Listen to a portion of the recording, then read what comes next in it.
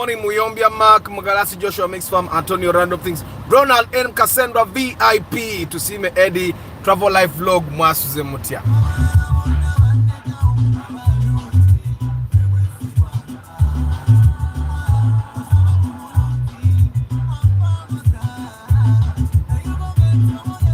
Wanamuwala kugamba kwagala na yingi chitufu, wayagala sente, makukwata kona, kukozesa n'osumagiro, gendo kuzukukanga kukwase.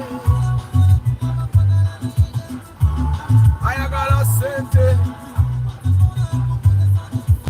gendo kuzukukanga kukwase. Those are niggas that tell you that they want. Those are niggas that tell you that they need. Those are niggas she lied to you and me. Those are niggas she lied to everyone she see. She lied to you, then she lied to me. She telling me that you just a fee. She telling me that you want to be, but she promised me that you never be. Wanamuwala kugamba kwagala na yenge chitu. Ayagala sente, wakukwata kona kukozesa n'osumagiro, gendo kuzotisa kupase. Ayagala sente.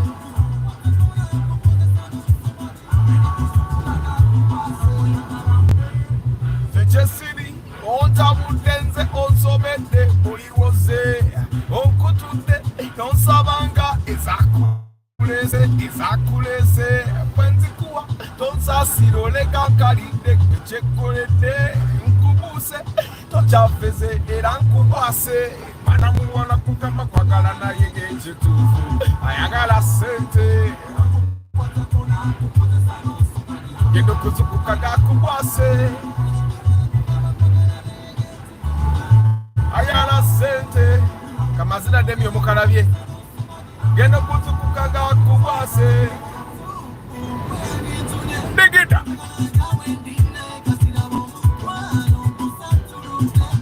abalala bonna bandeka bulya ding ding ding ding ding baby girl ding ding ding ding you're doomed forever ding ding ding ding ding baby girl ding ding ding ding you're doomed forever.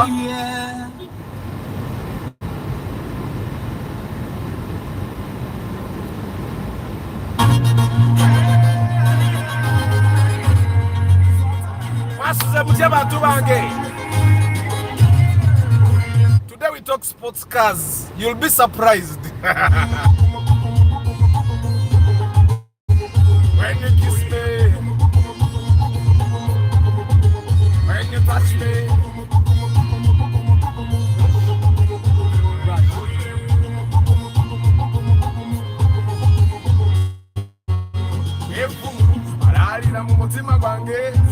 you make my life easy. To when I'm done, when I'm up, just like a day. You be go, music go me die. I'm a sing and I'm a Zurida. Eh, to Gabigo, it's a Furuga. To my little second, I got to live me. Baby girl, you will rock with me. Keep it by my side, you will stuck with me. Girl, it's what I feel inside when you're by my side.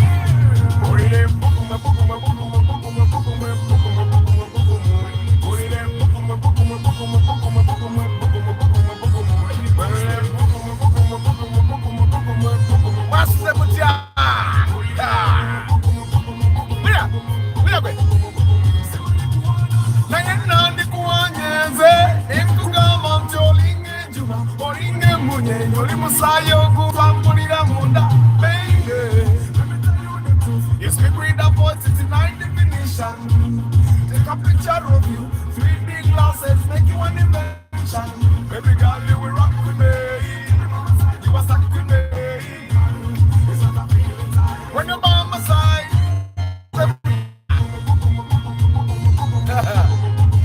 when you kiss me, when you touch me, the way you love me,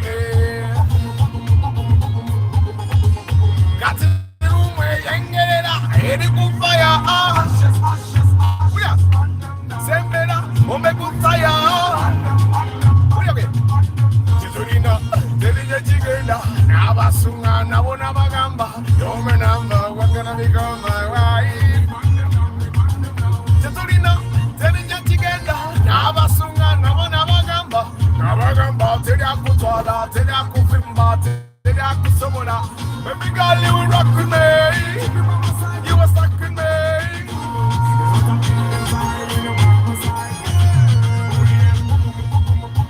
Never go on with son, never ever go on. Yeah.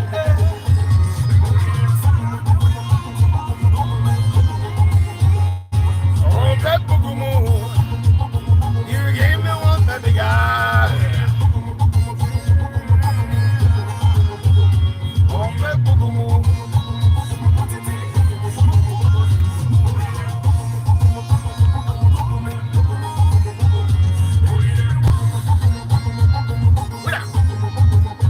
It's got to woman like me, she done a lot for me.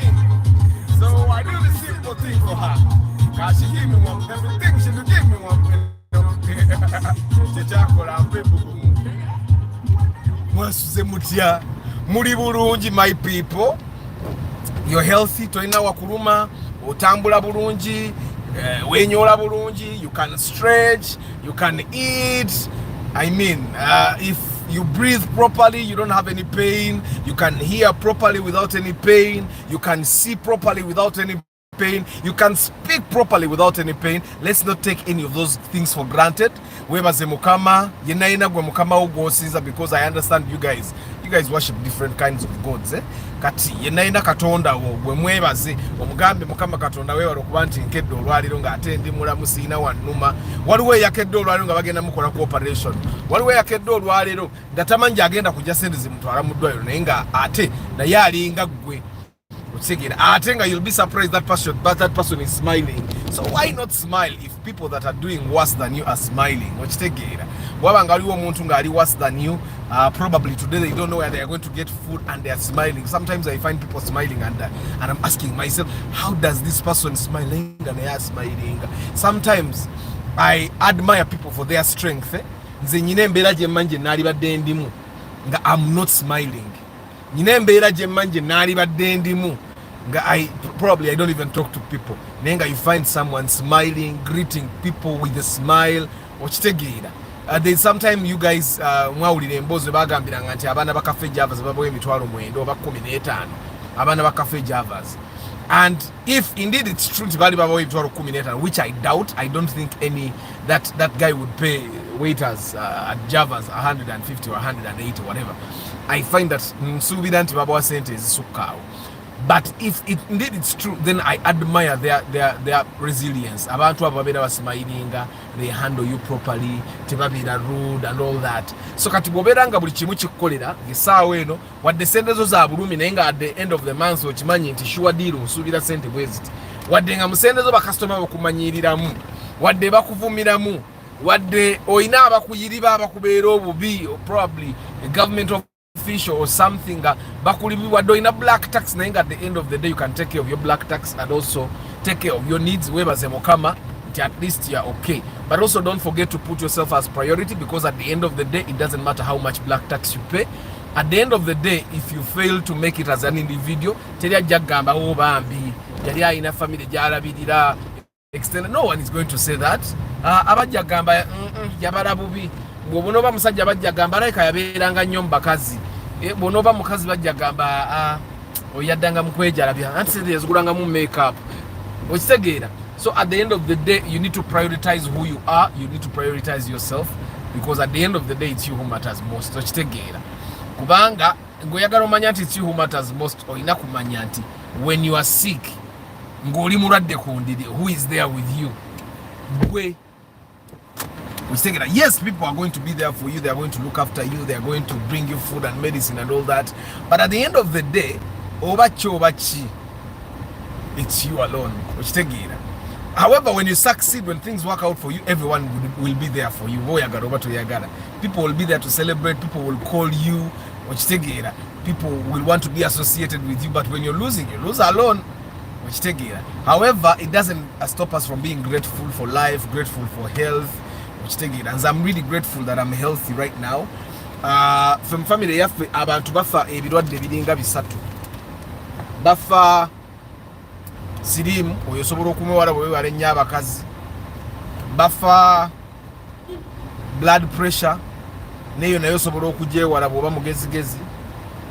bafa sukari noyo sukari osobola okumwewala. There are ways to avoid diabetes. Okitegeera, they are not very hard.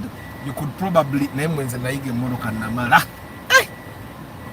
kimanyi waliwo olwenvuga emmoroka ndooza abantu abanga nvuga nabo ne bagamba naye kino kigayo oba kyakulirawa oba kyali kivuga President Museveni. So guys, thank God wherever you want oli mulamu. Kandabe bani be mbadde sinnabuuzaako.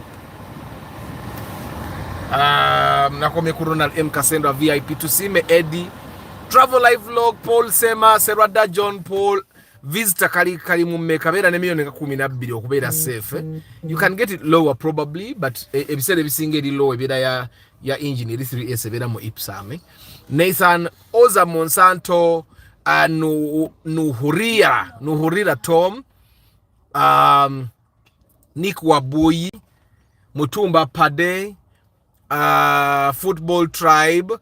Yeah, this is what is called edutainment. Amina. Lucky Mose, JFK Arts, Majwala Julia, Sebugwao Medi, Mwasuze Mutia. Mweba guy, what's a sports car? Mwe guys, you define a sports car for me. Sinaba wabyangi. Gemanyi. What's a sports car? Gwe moro kachiwa ne Kampala jotunu ya noga akati a sports car. Are all Subarus that are turbocharged sports cars? Are they? What makes a car a sports car?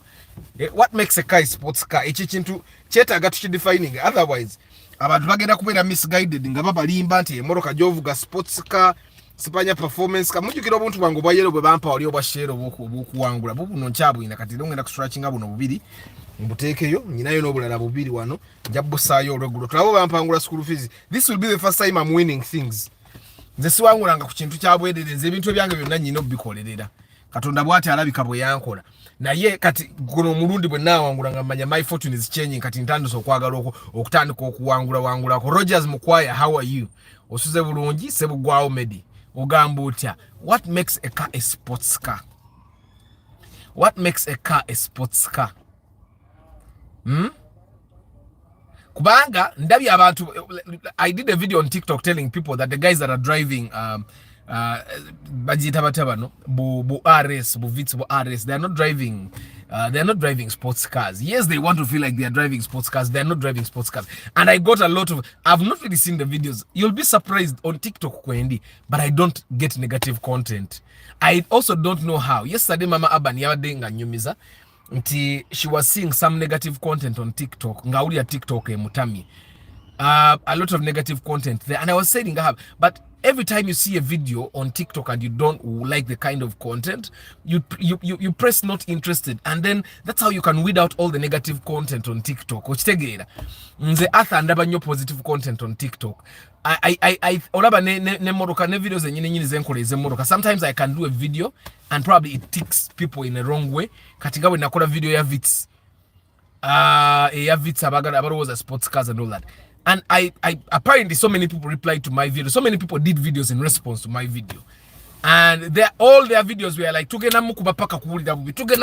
and I never saw any of those videos. My timeline, teriko negative content, kuliko positive content, learning. So I find that TikTok can actually be a useful thing. Oraba abantu bagenda ne balamba ndaba content simanya gundi yakubye. I don't see negative content on my timeline, and I have like 3 timelines. I have the timeline for the Love of Cars Uganda, for the Love of Cars 2023. So now I go through, I don't get any negative content, and I find that whatever bonofuna negative content on your timeline on TikTok, one piece of negative content is enough to spoil your day. Ochitegeera Turning a sports car, Onza Monsanto has said high horsepower, quick acceleration, high top speed, pops and bags. Okay. Paul Sema is saying quick acceleration and speed, and Mutumba Pad is a sports car is manufactured in the company, not modifications done on a car. Can't make it a sports car. Thank you. So modification doesn't make a car a sports car. It has to be manufactured as a sports car. That's one thing. Yes, of course, it has high horsepower. It has quick acceleration. It's high top speed. Yes. Yes. We are up to date. But there is something else that we need to talk about for a car to qualify to be a sport car. There are so many things that make it different from all the other cars. Which take it. A sports car can even be a 1.5 liter. A sports car can even be a 1.5 liter. Which take it. And a sport car can even be 5,000 cc, over 5 liters. Which take it. That's what a sport car can be. But what defines a sport car? Antonio, a sport car is a car which is specifically designed with an emphasis on dynamic performance like acceleration, high speed, handling, driving through and racing capabilities. Yes. But you guys understand that I could modify my car. Like this, this over the focus sport car.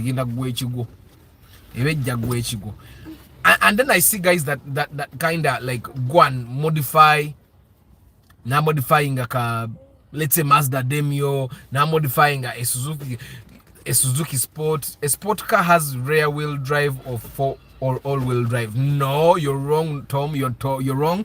A sport car can have any driving terrain. It can be front drive, it can be rear drive, it can be all-wheel drive.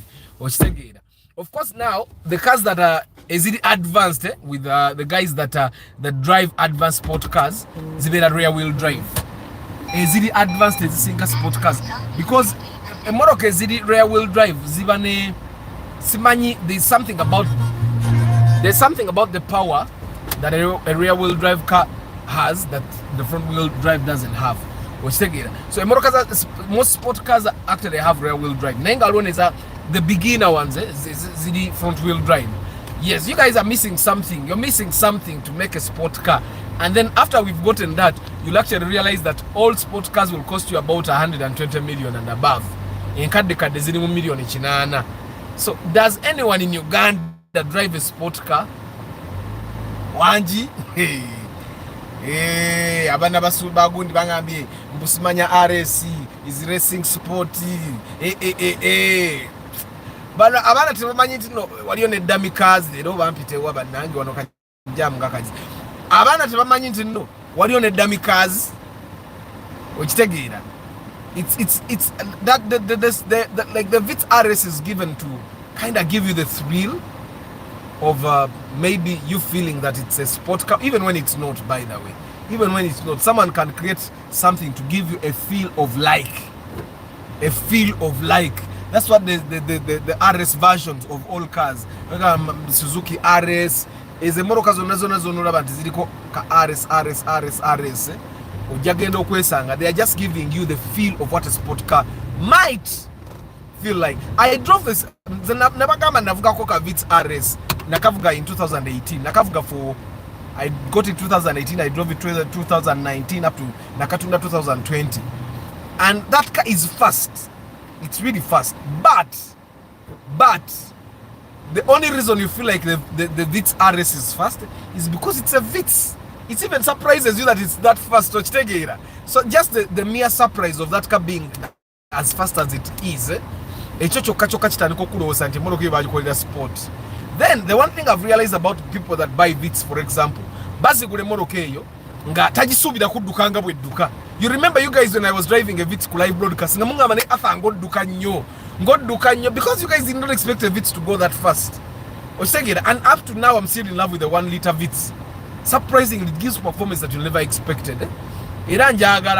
Ene Morocco bana ajigura bana babajiguze ngangula VITS. Era bana bata abajiguze nganji wa mama abani nze nga negulya ka VITS ka ngati kentambuliramu VITS. Okay, what's a sports car, guys? Let's define what a sports car is. Sadiq Bach is saying a sports car must have gas over NAS in it. Antonio Agamba 660cc can also be a sport car too. I've not seen any. I've seen like 1.5 liters, but I've not seen a 600cc. After the rear one helps it to make easy turn. Yes, Paddy, thank you.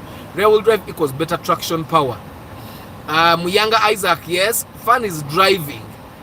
Iggy, the best sport car is when you drive a slow car fast. It's look. What do you mean? Like you get like a Sienta and then you drive it fast, because Sientas are not like originally designed to be sport cars. So you get a Sienta and drive it like it's a fast car. Is that what you mean? Sport cars sikwata amanya ga motoka banange munansonywa naddala emotoka zessira balaba zessira kukola reference to but I've seen Audis bagita Audi R8. Is that the Audi R8? Antonio kwata amanya ga motoka like the Toyota Supra. There's this Mazda bakaita Mazda, it's a 2-seater bakaita batya, and then there was a Toyota Celica. But of course the Celica is kind of like the RS, the Vitz RS. It gives you the feeling of kind of like driving a sport car. But it's not. One way Toyota Blade is a sport car. It's not. Of course it will give you the feeling of the power. But it's not. It's not. The Subaru Forester XT is not. The Subaru Forester Cross Sport is not. Subaru bajita batya. Always in a Subaru Saloon. Bajita batya. They are not sports cars. Majority of Subarus that we have here are just cars. They are just cars that are made by Subaru. Good morning, Abe. Deep in coffee. How are you? Mombia Mark. Mazda Miata. Yes. Miata. Yeah. Mwe. Subaru zetuine Kampala. They are cars. Ngabo ora bezizi nendala. Ngabo ora bazi nendala.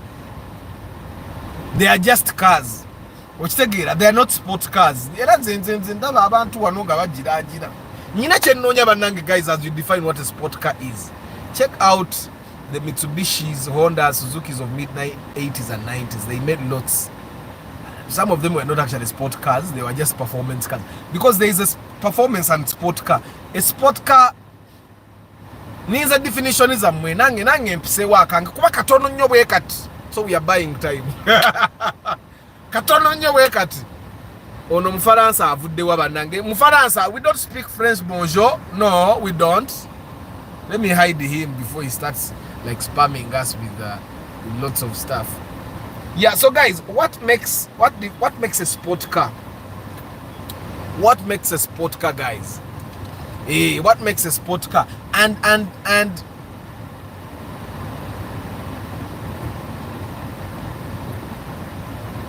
do you think for example that a Vitz RS is a sport car simply because it has that mudumu and it has the word the acronym RS written on it, and because the guys that drive it fast? And do you think these Impreza turbocharged Imprezas are sport cars, or do you think enemoroka yakatwala bagita bata GBBG? Do you think it's a sport car? GR Corolla 3-cylinder with turbocharger. That thing creates 300 horsepower. Tujja. And by the way, guys, horsepower is not the only thing that makes sport car. Mujukiranti, here we make cars look sporty. Aha! Thank you, Kranima. People make cars look sporty. You can get any car and make it look sporty. No jiteka ke bibaraza, no jiteka ko wali fin maso, no jiteka ko fin mabega, no jikolere nyindo, okitegera, no jiteka ko turbocharger, oba no jiteka ko the supercharger bajita bate ekolera with the engine. Okitegera, no jifulumye emipira, oba no jita suspension ne kawansi nebanga ground clearance. You can make any car look sporty. Then no why nyine so you call no for a sporty. You give it bazita, you give it those small tires. Muzita mutia.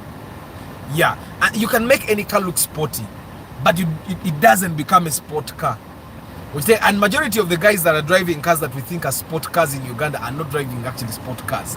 They are driving cars that look sporty, that sound sporty, that they drive like they are sport cars. If you can't really love someone, don't say I love you to anyone, because it's not just 3 words, it's a password of life. Yeah. Vlogs over our baba. Who is this one? People spreading love. Who broke your heart, my brother or sister? But it must be a brother. Who broke your heart?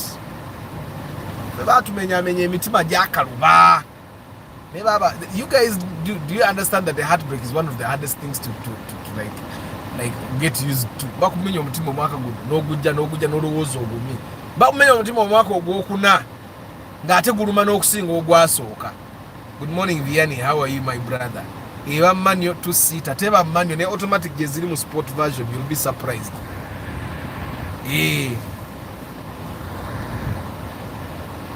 ne automatic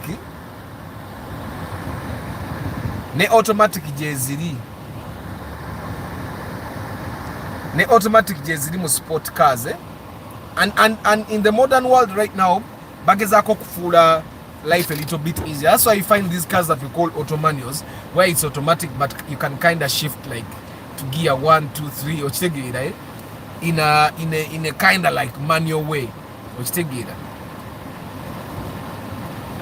Abdu Nasa yaguma Nasa tolina kyomugamba. Nasa yaguma ate yagamba tava ku bakazi. Naye Nasa ngaba akumenya omutima mu myaka emito. Nasa bakumenya omutima mu myaka emito baba. Nze je myaka nali siri motivational speaker naye mama. You started motivating us about love very early. Mwe bana abantu bano baba wansi kibannange muzikirize ngende ngamba kwekako. Guys, what defines a sport car? What defines, according to you, what defines a sport car? What defines a sport car? And mu Uganda wanemoroka zituvuga. Which one can you come out nogamba antikati your sport car? Ochitegeera. Ntiyo kati sport car. Which one can you come out nogamba antikati your sport car? Ochitegeera. There are cars like there's a Nissan X-Ray that I saw that looks sporty. I've seen the Pajero Sport. That doesn't mean it's a sport car, but it looks like it's sporty. Then I've seen some Fords that look like that. Then I've seen a Suzuki Swift, the one they call Sport. Then I've seen, there are some RAV4s that look really sporty. Then I've also seen a Ractis that looks sporty. You'll be surprised. And then there is the Vitz, the Passo. Passo Bakai Racing. Passo Bakai Taka Passo Racing. You guys have seen that Passo, right? Audi RS, yeah, Toyota Supra, Mazda RX-7, Toyota MR2, Nissan 350Z, 3000 ZX, Honda Civic Type R, BMW M Series, Starlet GT EP82, Honda Mugen, Mitsubishi Eclipse, BMW Z4, Audi Quattro Lancia. Oziwulira moroka ala atoni wakwata amanyage moroka musajja gwe. Nze nembera kati olaba byensoma bye binnemo kwata. Kati ntandika okwata amanyage moroka. Twaberanga mu kirasi. A teacher would ask a question and then someone would put up their hand and they mention everything detail by detail. I think one of the reasons I failed some of the subjects, some papers at university, was because I could not reproduce what the teacher wanted. Some teachers want you to reproduce exactly what they gave. I can't. Nzebe kuba rugambo. Like right now I'm doing a paper in marketing, CIM, and I was asking my classmates, you guys, where do you get references? Like I have all the information, but it comes from my head. It's not wrong, but then they will ask you wabijewa. So now I have to first write my information, then find a place that has information that looks like my information, and then reference. Like I don't know how to cram. I don't know how to carry cramming. When you say cram, it kind of feels like negative. But I don't know how to keep things. Like now, I have to figure out Aban's birthday. It's in June. I don't remember when it is. I don't even remember his little brother's birthday. But I have to remember his birthday. So I have to ask someone to tell me. Man. Now somehow I've been studying so many Peter. It's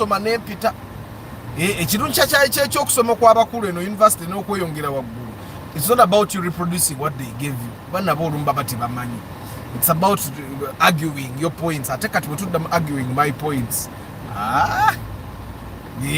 Now when you get to when you get to the advanced stages, and you're studying, normally you're using case studies, and you're using case studies that these guys are examining as a batamanyi. Like if I'm using my company as a case study, do you know it? I'm using my industry in Uganda and I'm giving you information, do you know it? Which take it a sport car, it defines dynamic performance. Okay, Joshua, yes, to information in that to come here. Oh. Guys, what is a sports car? What makes a car a sports car? Are Subaru Impreza's Outback sports cars? if someone drives an like a sporty looking Mercedes-Benz ML, does it make it a sports car? Is the Audi F4 a sports car simply because it's fast? Is the Golf 6 a sports car because it's fast? Price range of its RS vera ne million nga abiri mu ssatu. Bweba RS empya. If it's the old RS, you just have like 13 million, you can get it. 13 to 15, Good morning, Arthur. Thieves broke into the small behind triangle mirror on the passenger side, but they were scared by the alarm. That also woke me up. It's a UBG's pass we inspected earlier this year. Sorry man. Sorry. Alarm muzebi omugaso gwayo. Alarms are very important. It can scare the thieves away. That's how they get into the car. They break that camera triangle akemabega ne bagula olugi lw'emabega. And once they open that door, they are inside. Nga walabye man. Naye kasita ogenda gula kalabirwamu kokka. That happened to me like 4 times in the past before I discovered alarms. Now I put alarm nenjiteeka ku ngombe ate nenjiwa sensitivity maximum. Kati nga ne bw'okoonako katono bw'oti ekuba engombe. Okitegeera ono Omwarabu naye kamukweke. Nuhurira agamba a sport car picks pace quickly. For example, some cars here are quick, but the rate at which it picks the speed makes it a sport car. No. A sport car, guys, ekisooka kye mulina okujjukira, a sport car is made specifically as a sport car. A sport car era tebakola nyingi nnyo. That's why you don't see them on the road a lot. Tebakola nyingi nnyo ate zibeera expensive, because every time you produce like a limited quantity of a product, it has to be expensive because you buy materials tozigula in bulk because ogenda kukola kitono. So you'll find that they make like couple hundreds of a certain car. Kanewesanga zibera na rare chovola, and people keep buying them from other people because bakola 10 ne basugula ne zigwawo newesa era nazo bwetandika okufogenda okusanga ne spare batumya mutumye. You look at the cars here driven by the rakatakas here. Emoroka agenda agigula milioni 18 no gitumiro tunogamba kati kino kyaguze milioni 18 okitegeera nenga agiguze milioni 18 and then nefa part ne bagamba kati tulinze tagenda kusobola kubeera mu race eno because ekintu ekyafa tekinaba kutuuka. You get natabeera mu race simply because maybe a turbo died or let's say he's waiting for brakes, but that's how special a sport car is. You don't have a sport car and it fixed from anywhere. That's why majority of the time sport car owners they have their own teams that fix their cars. Which again, I'm not looking for the spare. Any dealer? Joshua is a dealer. Joshua kaglass ka spasi akemabega. Joshua sharing a number ya Uganda ubambi ono guy agende atuwagire. Antonio Nathan, I think a sport car is a car that offers high level of speed and dynamic performance compared with regular cars. Yes, that's also a characteristic of a sport car. Antonio, but let's first bring out the differences between the sport car, hypercars, rally cars, and exotic cars. Someone atuyamba to a clear definition. I find that exotic cars are rare cars. No, exotic cars are luxury cars. Exotic cars are luxury cars. Exotic cars are luxury cars. Like a Land Rover could be an exotic because it's a luxury car. The sports cars and the hypercars are also sport cars with a kind of modification in them. They have more luxury. I think these days because the sport cars they are making those ones, but hypercars are faster than sport cars, and they are also rare. Sport cars are designed from manufacturers with a lot of reinforcement protection in and out. Also, the engine is totally different. That makes them very expensive.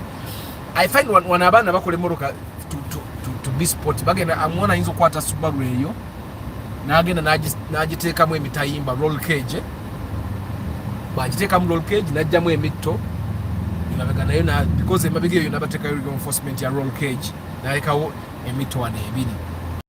Then they modify the engine they modify the suspension, they modify the braking system, and just like that they have made a sports car.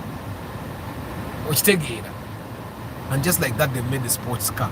But I find that just you having a car that picks up pace quicker, that gives you a lot of torque, a lot of horsepower, doesn't make it a sports car. Kevin, what's up? You don't understand Uganda, but I'm using a lot of English these days, guys. I use a lot of English. Sometimes I even like get from the broadcast when my tongue is hurting because of using a lot of English. Hey, I use a lot of English. You'd think that someone is going to give me a card. Would you get a card is all Uganda? So guys, what makes a sport car? What makes a sport car? And can I make my Primo a sport car or Nedda? I've seen modified, especially Kenyan guys make cars look sporty. I've seen a drone from Kenya that looks really sporty, but does that make it a sports car? And most of the guys here that drive rallies, sport cars, they are driving modified cars. Very true. Most of them come in number 500 units labeled as limited edition, like the Lexus LFA, Mitsubishi Pajero Signature, Nissan Skyline, R34. Most of the specs are limited editions. If they were everywhere, then they will not be special cars. A sport car is a vehicle that has been designed and manufactured to fulfill a specific function, which is to hit high speeds at any one point with a lot of endurance. Yes. There are these Mazdas, the small ones. Antonio Muguita Mutia. Karo Murka Negativa could be quarter motor Yagani. At the quarter lines are Richard III. For the guys that did literature, I'm directing the play called Richard III. I'm directing the play called Richard III, and I'm playing the main character Richard. So right now I'm putting lines in my head. It's a tag of. I had two other characters which I was saved from. The owner of those lines came, and now he's going to do his character. So I'm stuck with one role, which is Richard III, but it's also huge. And I'm doing only 2 acts. We are defining sports car, guys. We are defining sports cars. What makes a sports car? Before you go on spending your 35 million thinking you're buying a sports car, tell you Morocco sports ya million ya satu mutan. Tell you never know baba ita super lady. Baba ita super lady anyo yo mukaze. Aine somero St. Francis eriye budde. Emmotoka zaabwe ze bagula ziri used naye bazigula million 9 million 8 okitegeera. Teri yo mmoloka ya sport ya million 25 ekyo bakulimba. Ogenda n'ogula ka VTs million 32 n'ojja n'otandika okuvimbira ku bantu. Eno ya sport ya sport byawa. Sport ebyawa. Wangi. Emmotoka sisi 18 naturally aspirated cannot be a sport car. Okitegeera. And most of these sport cars are actually turbocharged or supercharged to give it that extra power, because engine your car by yetagako some help to boost its performance. A low, small, usually 2-passenger automobile designed for quick response, easy maneuverability and high speed. A low, small, usually 2-passenger. And by the way, if you have researched sport cars, majority of sport cars are two-seaters. Why? Because driver bamukolera omutunga asobola okweyongerayo ne bwaba muwanvu atya nga yeeyongerayo mabega bwakise mabega wa driver tubabeerayo mutto mulala. And then in very rare occasions baba n'omutte mabega wa passenger, so gibeera emita 3 maximum. I've not seen a sport car that has more than 3. Ate emita 3 najo njiwuliddeko bubulizi. Because sport cars are made with 2 seats. Now that you have understood that, how many sport cars do we have in Uganda? Echokubiri, the sport cars, because they are made to be sport cars, they have protection. They have a lot of protection in them. But there's also zibeera made.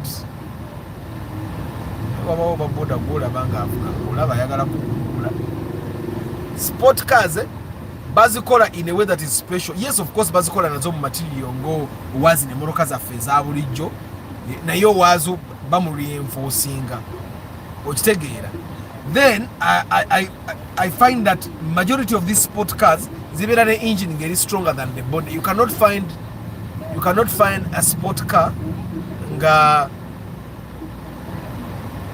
kavitsika bakagamba ka sport nainga kali naturally aspirated cc 3 newe bera 1.5 liters nga ya 3 cylinders ujajisanga ina turbo charger. The turbo charger gives it extra power. There are 2 seaters chekisoka okitegeera. And there are these sport cars esina roll cage nga sport car nga teinachi nga it has a normal body. Chita Mashadra, good morning. Tony Ronald, good morning. At the IST now at 28 million. You have it? The new IST? Which number plate? Tell people everything. Arthur, is it true that motor tracking systems use data? Because they stole from me a motorcycle UFL here in Lukunjiri, but it can't be located. And the person tracking for me is saying data ya Guako. Yes, guys, let me tell you this thing. Omuntu wakugamba nti aguza tracking device nga tewetaaga kuteeka code data akulimba. That's why we put SIM cards in there. Okitegeera, we put SIM cards in there. Number ya tracker yo beera nayo ng'ogisavinze mu simu so that osigale ng'ogulirako ka data. Okitegeera, teeka koba muyita batya waliwo data ata expiring on all networks. Bulako ka data akata expiring. Ate track yo teri ya nnyo data. Ojagisanga it can use like a GB in like 7 months. Sometimes even a year. So keep putting data. And then there are people that have been told that when you buy a tracker, you don't need a tracker that gets subscription. But one often a chintu ngoraba chabwelere ngoraba saving. That's what is going to happen to you. Kubanga ebisere bisinga abantu ababbe ebiduka byaffe, they don't put them in towns. They bajiba nakitwaleyo mu kyalo nga network teriyo. Okitegeera, olumu nga network esubwa. So you need something nga kuliko data akuyambako to boost. And then when they steal your vehicle, don't take a lot of time, because the more time you take, you're giving the thief time to okutaganjula emmoroka yo oba piki yo agitaganjule agende nga kutula wire. Because majority of the people that steal your cars are not going to sell them whole. Bagenda zitema spare. Ekyo temukyerabira. It's very rare to find someone abbe emmoroka n'agitunda nga namba. Bwe bagibba bagenda gitema spare. Chasi bagitunde yokka, enzigi bazitunde zokka, naye ojja kwesanga nga senga mmwe abantu babako emmoroka bwe mugenda eyo ewakiseke oba ku kyebwayise. There are chances that you're going to go and find parts that came from your car in those places. Because emmoroka bagitema ne batika spare mu fuso ne bamutwala ne bamuteeka mu maduuka. That's how it happens. Kati Tom, you buy data for that line. Banange line eri mu tracker yo beera ng'ogiyina somewhere ng'ogisavings so that you buy. Abdul Nasser, Toba Merenio, Gen Z with a Gen X name.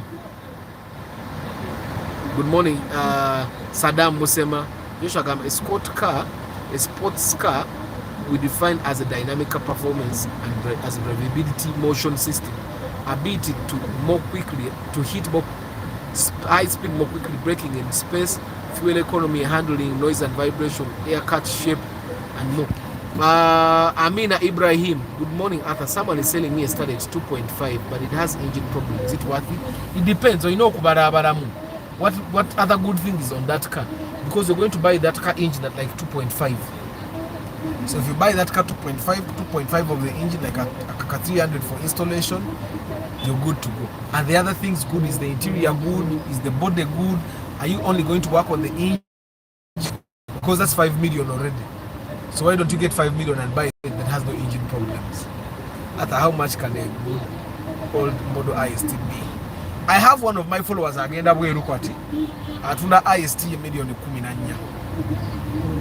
14 eri ku USZ bako ebifaananyi bye yampadde si birungi sola bipostinga, but atunda IST ye namugambye mpe ebifaananyi n'ampereza ebifaananyi ng'alinga nnejjako. So abasajja ba boda olumwe bamalamu amaanyi mwe bagay. What makes a sport car? Mbawe ngende. Yeah, once you understand what a sport car is, some of the cars that we have, yes, have performance, but they are not sport cars. Like the Mark II Musota, the Mark II Grand, the Mark X, the Subaru Impreza Nevera turbocharger is not really a sport car. Now let's. Good morning, Arthur. I'm selling my Hero Hunter 150cc. Buy an old Glancer with 40 engine at 3M. Should I go on? Every time you want to buy a car that has a faulty engine, it's your mathematics. There's math that I cannot add for you. The fact that you want to sell your Hero, it means you want a car. Have you seen the new Starlet? Yeah, the new Starlet, I saw it. 70 million. A lot of money for such a small car. Yeah, of course, Mark. They have a Suzuki and Toyota. Like Toyota has been creating partnerships with these companies. They have partnerships with Suzuki. They have partnerships with Subaru, and Honda, They have They have partnerships with Yamaha, So they have these very strategic partnerships. And for the guys that did marketing, a little bit of marketing, they're actually 13Ps, but we had at a time when there were 8Ps, and the 8th P was partnerships. Team marketing, one way we can pushing a business here, and that's you fulfill those things with partnerships. On Avuga Kamoto Kakatono, now in SUV Kala. Neno nako ngakozeke bikola ko kasisi rukaga mukalaba ne kanywanga rakitisa ko kola mulabe kwa kavuga agazibwa akakamoro kamukalaba kasisi rukaga ne kanywanga rakitisi. Actually ojana kasanga ni musajja namusanga nga katunde ye wafu kwa pajera nga katunda ne mubuza kati kugenda mu kibuga n'okudonyo emeka nangambe ebiri ne ngamba kakati ono ovuge muroka ya sisi rukaga ate kunywa emitwalo ebiri okugenda mu kibuga n'okudda.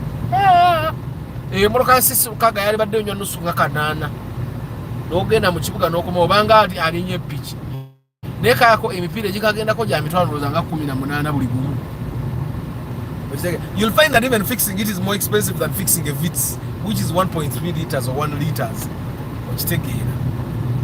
Yeah, but in a way, for someone that just wants to drive a small car and she's happy, well, the nothing beats someone who is happy in their car.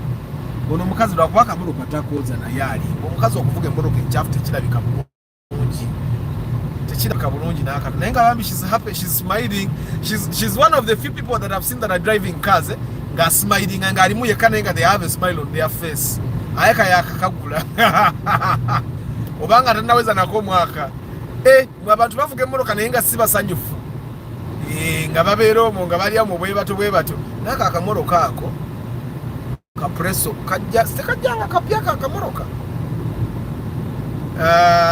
Mwe ngakizibu kusanga muntu nga avuga emboroka. Abantu babeera bavuga emboroka naye nga batunula na bubi. Ngalinga agamba temuntu nulira. Era tinti yatuyamba nti omuntu abeera mu moroka yenga munyivu nenga temugenda kumulaba. Nenga muli bulungi bantu bange. Ayoke. Oluyimba lwenjagala nnyo kansoke nduba kubire. Tuyoke tugende mu maaso. Olwo. She don't you want me. She don't you want me. Batatera. Sport car. What makes a sport car by definition?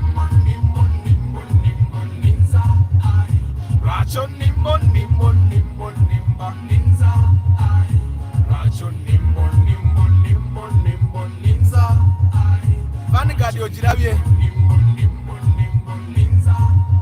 And guys, yesterday I was talking about the Vanguard. I did a video on TikTok where I talked about the Vanguard. Ebizibu nga bisatu byokka. Engineer yo tu EZ erwala, shoko zo maso zikubagana ne steering rack ekubagana. Ebizibu bya Vanguard byokka. Wasoka na kugamba ne guli omwako gwagwa. I tell you that but you don't care. You don't give a damn. You down there. I'm a number one girl, you rule my world. You took my heart, never ever, but you make me beg. You make me beg. Every time I come over, you make me beg. But why? Why? But why? Why? Rajo nimbo nimbo nimbo nimbo ninza I. Rajo nimbo nimbo nimbo nimbo ninza I. Rajo nimbo nimbo nimbo nimbo ninza I. Rajo nimbo nimbo nimbo nimbo ninza. Sirina motoka, sirina kabalja, sirina bling, jagala kuwa some love. Give me some love, be my better half. I promise I will never let you down, my girl. Jewelry, dollar bills, many things don't mean nothing. For as long as you got my heart. Nayenwa chungamba koma wori, sikumanyi bulungi njakwetegereza. I take no, I take baby, let's take it slow. You are my number one girl, you rule my world. Now you took my heart, never give but you make me big, you make me big. Every time I come over, you make me big. But why? Why?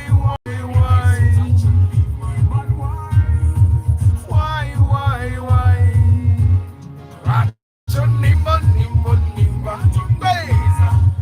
Rajo ninzanze Rajo nimba Rajo ninzanze Yeah Rajo nimba Well guy, what makes a sports car? What makes a sports car? And can I just make my sports car? Nenjikola nendowooza nti olwo ebeera y'amaanyi nnyo. Wanji naye bannange breaking aviation news agambye nga Uganda erabika bubi wa bannange kate fe ababeere ebitundu ebimu ebirabika obubi fe tulina we tutuuka kati walabika bulungi obeera ne kololo ng'olaba walabika bulungi. Uganda just erina enfuufu nyingi and I think that's completely expected looking at the kind of roads we have and the kind of weather we have. Sometimes it's going to be dusty, other times it's going to be really wet. Yeah, that's how our weather dictates. Kati enguudo zaffe oziraba essaawa eno zonna zijjudde enfuufu because omusana gwakanga gwe baatuma. But during the rainy season you'll find these roads clean. Some are because the running water cleans the road itself. Like this time, I don't know when the last time was that they swept this road. You see on the side there is a lot of dirt. Bikora byonna bijjudde. I think eno tebatera kwerayo. Probably because they look like it's mostly private properties this way. Yeah, but still it's the city council is supposed to clean. Munange. Yeah.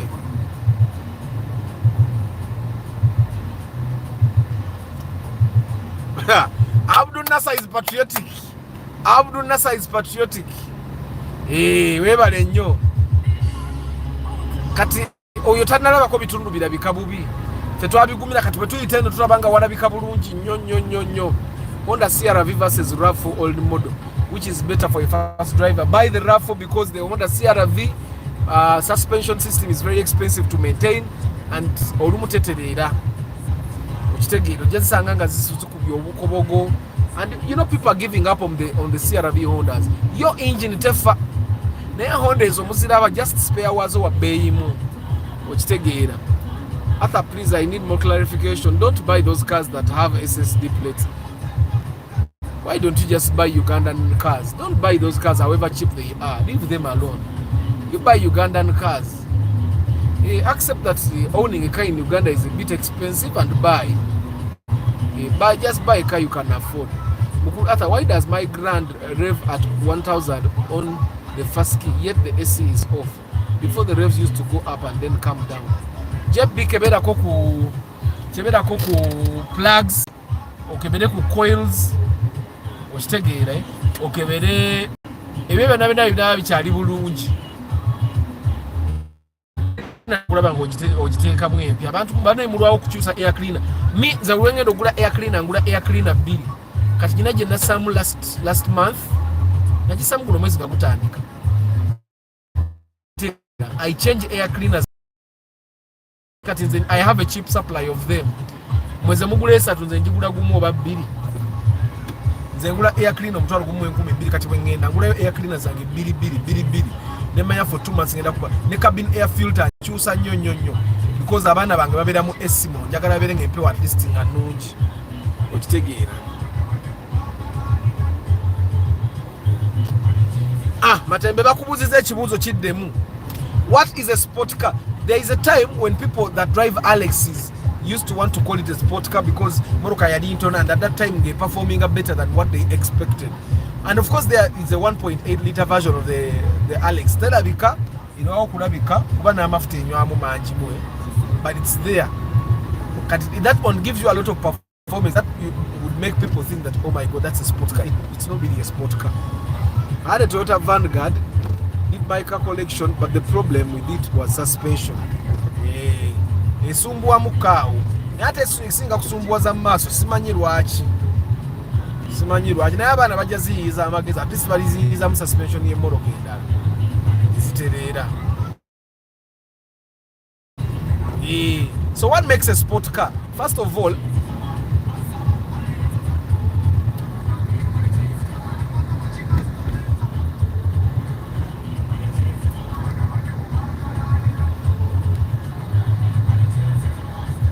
Ford Mustang, Mustang Sport.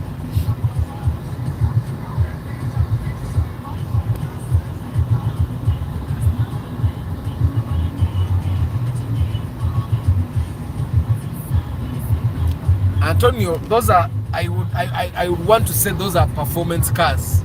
Sport cars, bazikolanga, they are sport cars. Bakolanga erimu omuto gwa driver ne navigator, babayita ba navigator. That's how they are made. Driver, navigator. The rest of the space is to bazikola. Sport cars are meant to be lightweight, zibera with very little ground clearance, bajita ngeka wansi nga tesobola kumalaga rolling. Those other cars, they can be performance cars, but they are not sport cars. And for starters, when they make sport cars, they are made for sport. Performance, maneuverability. If you're going to take turns like here, turn mangunyo without dead weight. The heaviest thing mumoro keyo ebera engine. Abai. Kambaze kumenya olwaleero mumanyi kye mulimpa. Kambaze kumeri kuba naye wakuteyo kajjamu katuyitewo ko olwaleero bajjamu atukwatemu.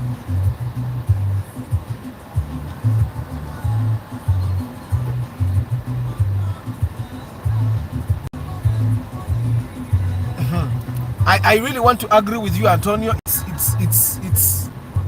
It's tempting. It's tempting for us to want to believe that a four-seater orokube ina performance, orokube ina torque yamanyi, ina horsepower, orokube ina aerodynamics ennungi, that it's a sport car. But performance doesn't make a car a sport car. A sport car is made specifically for that. Ngabo labanti embalasi, the horses. Ngabo labantu wajja kubayo horses nga zonna zidduka zonna zirina amaanyi.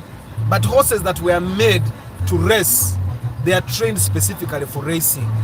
Kati emmoloka ezo eza sport oziraba, they are made specifically for that, and you can't have a sport car that is also a family car. Okitegeera? Emmoloka yonna gyogenda okugamba nti it's a sedan. Sedans are made for normal driving. Tojatekamu abaana be babega muta dudu yiyo bananga akamoloka ako kali comfortable. Yeah. Yes, Chris Fitness. The McLaren, zani. Most of those cars are made for sport. Okitegeera? Egenda kuba ne performance, nebeera ne provision ya only 2 seats. Because ideally ne bola ba race cars zino race cars abakataka banize bavuga. There are 2 seaters. 1 seat for the driver, 1 seat for the navigator. Simply that. The moment a car becomes a 4-seater or a 4-seater, a family car, okitegeera, Good morning, Triple M. Bashir Mukarazo Gambota. Which car at 15 with good ground clearance? Can put them in Chamujunansi. Tomorrow is question Friday.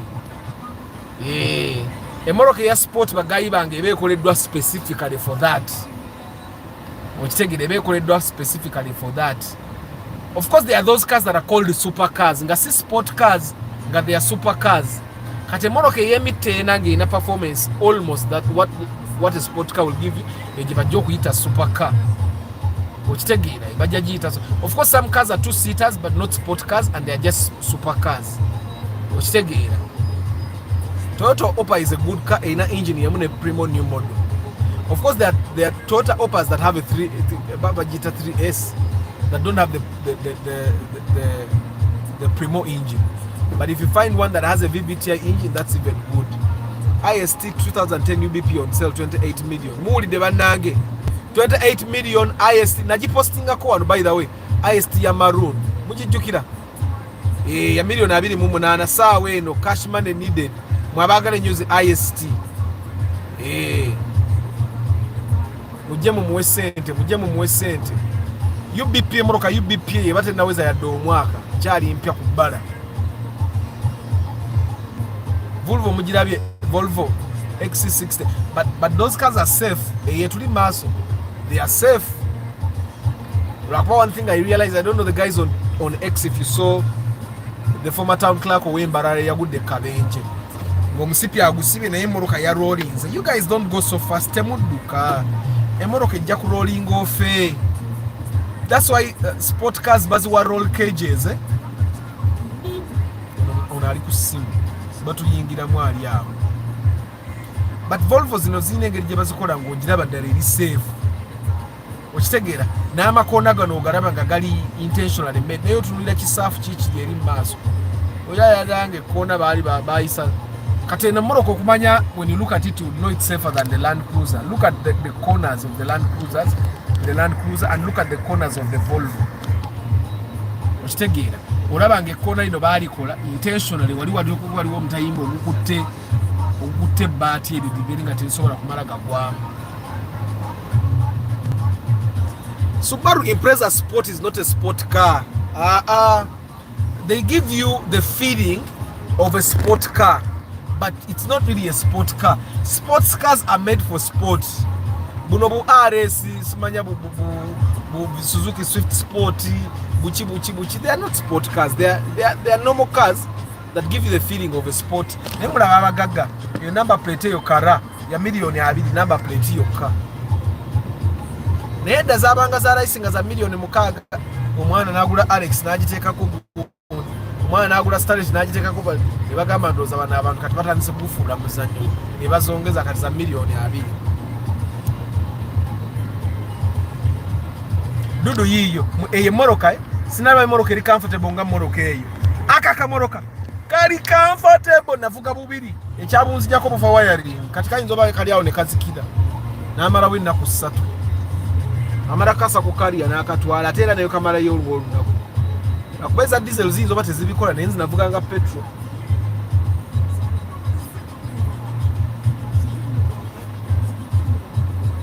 Luke nungi bena ne million nga 2 to be safe. Akwana naye waliyo neza 17 kati. Nenga wali badene million nga 2 to be safe. Wali badene million 2 okufuna Kluga ewoma kuba Kluga bono ofunye bilibina ezo Kluga most of the engines are not good. The 2SZ engines ezisinga ndwadde. What do you mean the RAV4 old model has lost resale value? You try buying a RAV4 old model that is in good condition, you will tell me. Muve kumaraga gula RAV4 ogula kayumba. If you're buying a car that is in good condition, hey. Guys, awa ya feweze na ekati munyumireka music.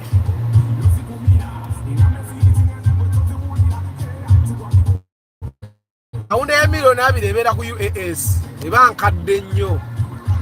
Ojayisanga ne S takola. Uyombya Mark Mugalasi, Joshua Mixed Farm, Antonio Random Things, Ronald M. Caseda VIP, Tusime Eddie Travel Live Vlog, Paul Sema, Serada, John Paul, Nathan, Oza Morantu, Nuhurida Tom, Nick Wabuyi, Lukwago Arthur, Mutumba Pade Football Tribe, Trouble Life Vlog, Lucky Mose, JFK Arts, Majora Julius, Sebwa Medi, Rogers Mukwaya, Sedachi Batch, Layson TV, Zeguya Ronald, Muyanga Isaac, Oza Monsanto, Mukenya Abe, Chan Emmanuel, Waswa Kranima Mutono, Chan Emmanuel, Kayongo Viani, Firstborn, Chris Fitness Rugurwa, Esrati Bibi, Firstborn, Juko Nicholas, Mugalats Joshua Mixed Farm, Keith Moses, Brian Wanyama, Chizuto Patrick, Matembe Abdur Nasa, Breaking Aviation News and Videos, Kisa Mashadrak, Todi Ronald, Musema Saddam, Abubeka Ibrahim, Turiamu Yikarigan,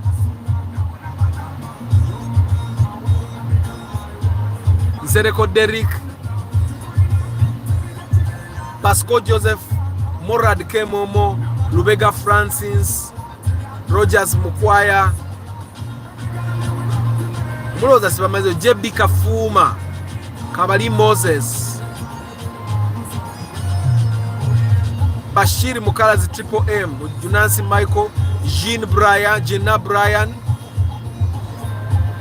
the Ugandan Catholic Music Collective of Magambe Atunda IST, Bidikumi, UBP, Kayanja Raymond, Muswala Derek, Kazoba BL. Yes, ebero sobolo okukolebwa.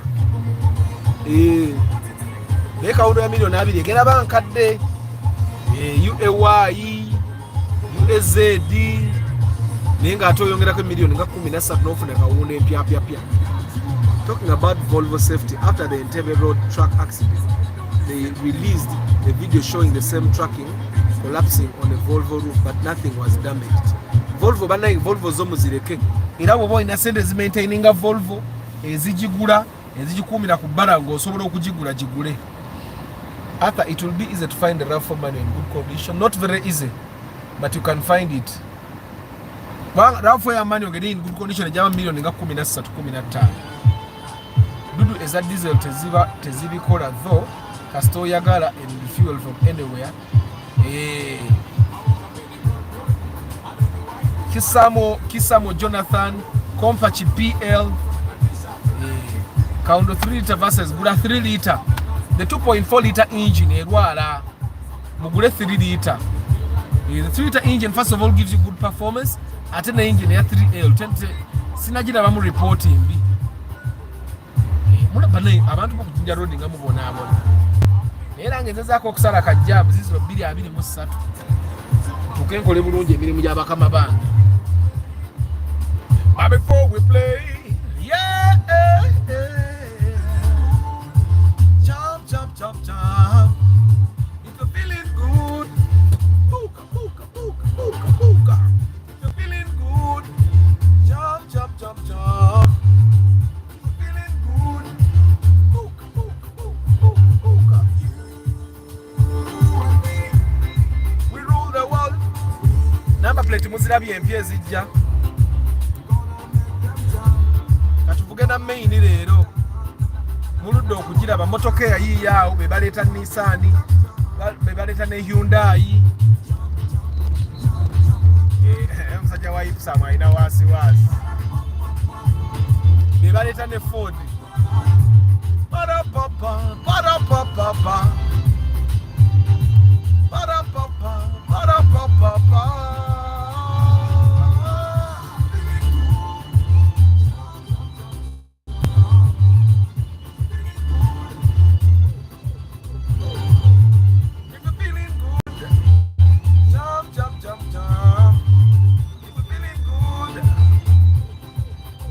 India ya jeke yiyo jeka atereka interest rate ntono ya loan.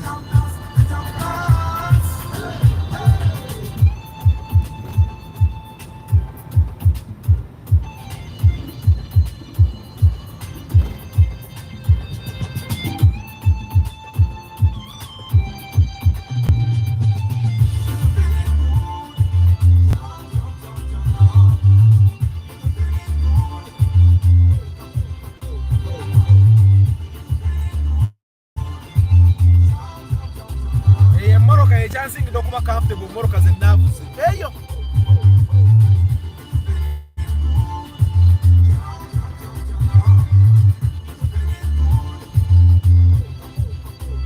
Naye nga ebikyali awo Dudu mugiraba bwe respondinga ku binnya banjala jidda mabega mugirabe ebinnya ebikoona naye eyina engeri gye respondinga mu binnya. Suspension system ya Dudu eyo erimu ekyenjawulo. Ogiraba erimu ekyenjawulo bananga akamolo kako kali comfortable kadudu.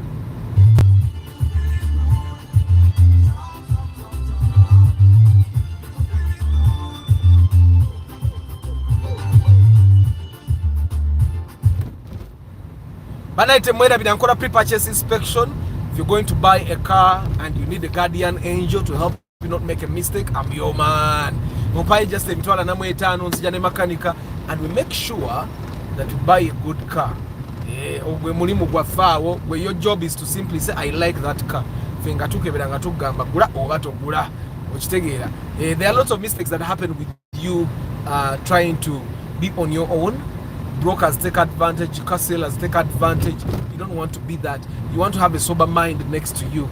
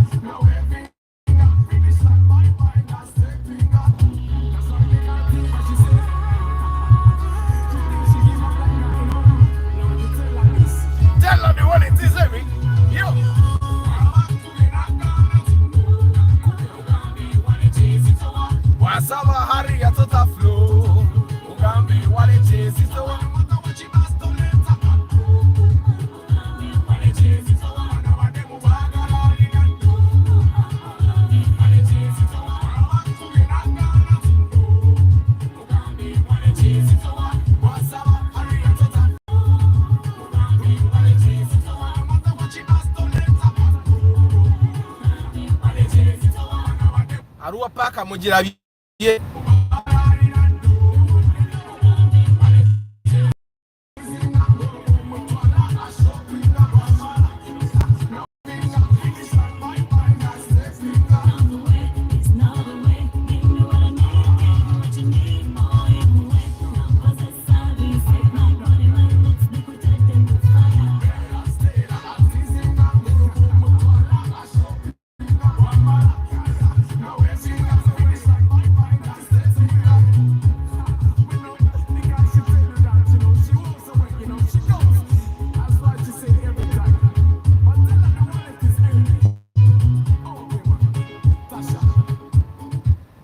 bana guys mulowooza sibasiibudde temulambudde ekibuga olaba leero mbayisiza ne kwaluwa paaka naye nga terijjaamu abantu emmotoka baazivaako mulaba ekibuga jaamu atukutte wantu wamu wali eri ku Jinja Road ate era atukutte because of the junction otherwise we would be moving.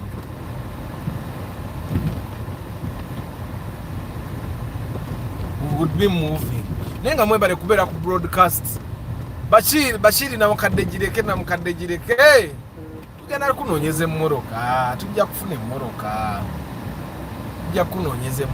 kati uyo omu ku bantu bange atunda IST it's the old model though agitunda million 14 ono atunda IST the new model UBP million 28 kitegeera emmoroka gyeziri kati obuzibu obuliwo Bashiri toyagala manyo awo kawukawe wali tagali wokka naye nga senga tekibadde bwe kityo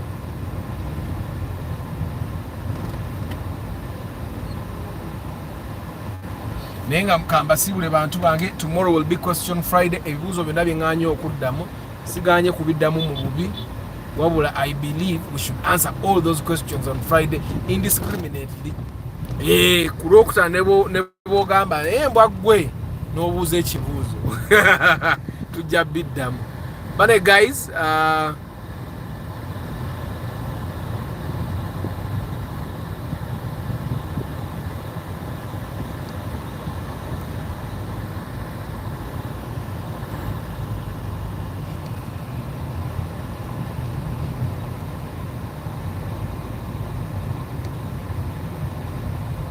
guys kamba agaliza olunaku olulungi guys I see you tomorrow morning may the good Lord bless you temwerabira kugamba abantu kwongera ku subscribinga mubagambe channel baginoonye broadcast muzibagambe mukama bawo omukisa kyao.